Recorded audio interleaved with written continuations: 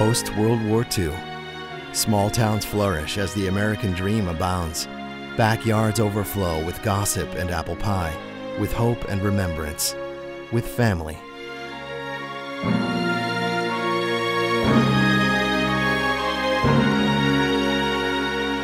It's a time for fresh starts, for new loves, and maybe a time to set the record straight.